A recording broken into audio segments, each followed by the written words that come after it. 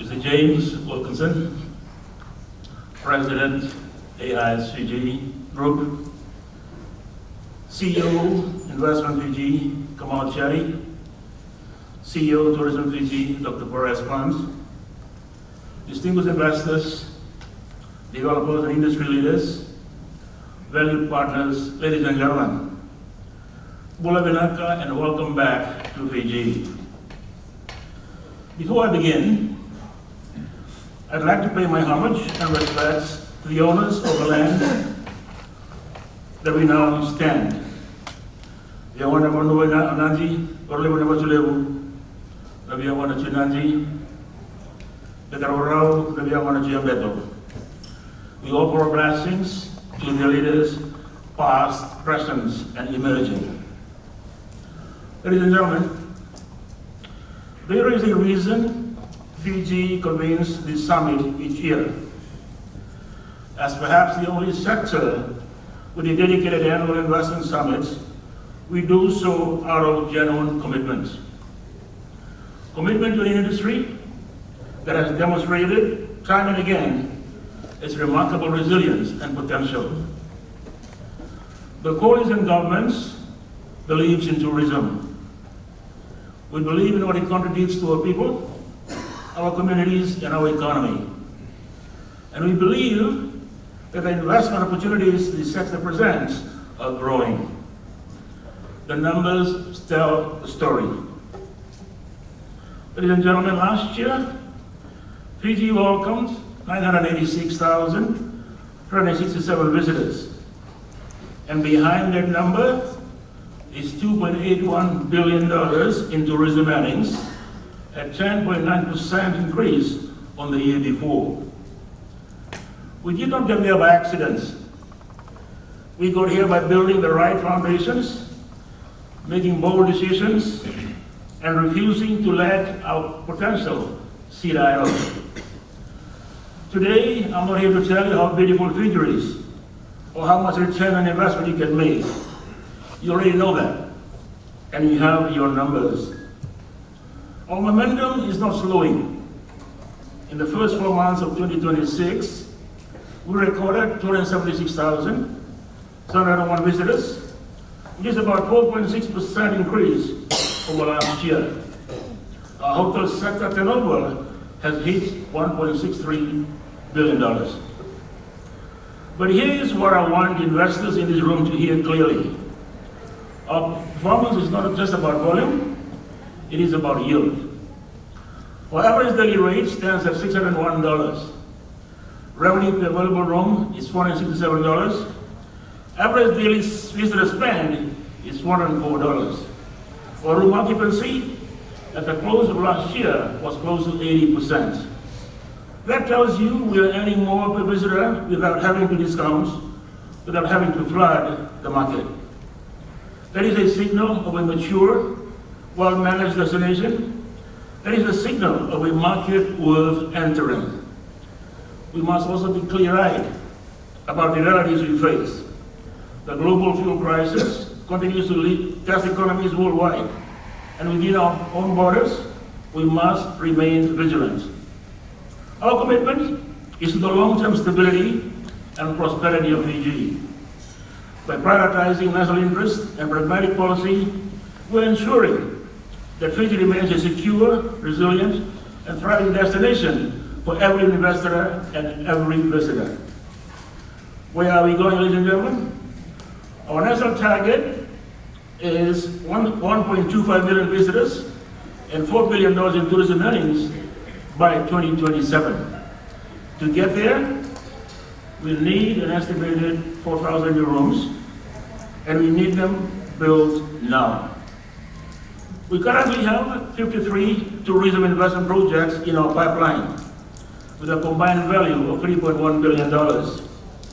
Projects already in active progress include the Sofitel Fiji Resort and Spa, Port Talay development, the Crown Plaza expansion at Wailoaloa, the Radisson Ranch Resort on Isoso Island, and major works on Coral Island. We are also seeing exactly the caliber of global interest that tells you Fiji is a serious investment destination.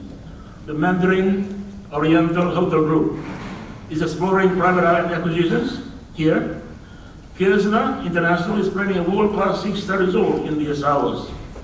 These are real conversations with real capital pointed at real opportunity. And the opportunities extend far beyond traditional hotel rooms. We're actively seeking investment in eco-lodges, MICE facilities, transit hotels, sports tourism infrastructure, medical tourism, and retirement villages catering to international retirees and the Fiji diaspora. There is no ceiling on what this sector can become. We have cleared the path for you. For a long time, Fiji's tourism law had not been updated since 1973. The world changed entirely, and our legislation had not kept pace. Parliament has just passed the Tourism Bill 2026, the most significant reform of a tourism framework in over half a century. It creates a National Tourism Council to guide policy and a tourism fund to support infrastructure and local operators. It gives investors the clear rules and legal certainty they need to commit with confidence. Our fiscal incentives are among the most competitive in the Pacific. The short-lived investment package provides up to a 20-year tax holiday for major hotel investments above $40 million, with 0 to 3% fiscal duties on capital goods and building materials. Approved tour operators receive a 25% tax deduction. Locally owned backpack operators earning under $1 million are entirely exempt from income tax. At the same time, when investing in infrastructure, the investment depends on. Fiji Airports has partnered with the International Finance Corporation to operate Nadi International Airport, providing us with the capacity and systems to handle the projected arrivals. Beyond Nadi, these upgrades are being extended across a wider aviation network. The upgrade of Mombasa Airport of Iwono level is nearing completion, while initial assessments for a new aerodrome in the Azores are now progressing to the next stage under the leadership of Fiji Airports. And if you're wondering whether technology will be a barrier here, consider this. 95% of Fiji's population has access to mobile broadband through 4G and 5G network. We are not behind, we are ready. Ladies and gentlemen, we want investments that build Fiji, not just resorts. We are guided by our National Sustainable Tourism Framework, which runs from 2024 to 2034.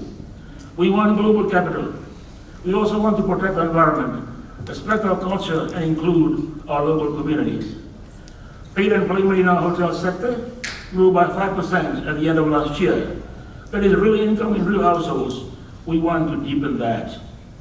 Our Farm to Fork initiative is designed to reduce the $700 million we currently spend on food imports annually by sourcing from Fijian farmers and keeping that money circulating inside our own economy. Sustainable investment is not a constraint on returns in Fiji. It is how you protect them. Ladies and gentlemen, this summit exists because the conversations that happen in rooms like this can change what gets built, where capital flows and which economies rise. Investment Fiji and Tourism Fiji are here together, not by coincidence.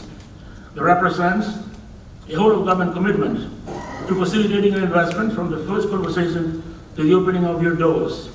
Investment Fiji is here to match you with the right opportunities and guide you through every incentive available. Tourism Fiji is here to guarantee that whatever rooms you build will fill with guests, not just at peak season, but throughout the year. The sessions on mid-scale and luxury brands are not abstract. They are directly connected to a 4,000 room target. The AI and Technology Masterclass is not a trend piece. It is operational preparation for the next generation of hospitality in this region. Every conversation you have here over the next 2 days has the potential to become a project that changes a community, employs a family, and adds to the story of our nation. In conclusion, ladies and gentlemen, I invite you to seize these opportunities and engage with our team and partner with us to shape a future where tourism not only drives growth, but empowers our people. Your success is our success, and we look forward to achieving great things together.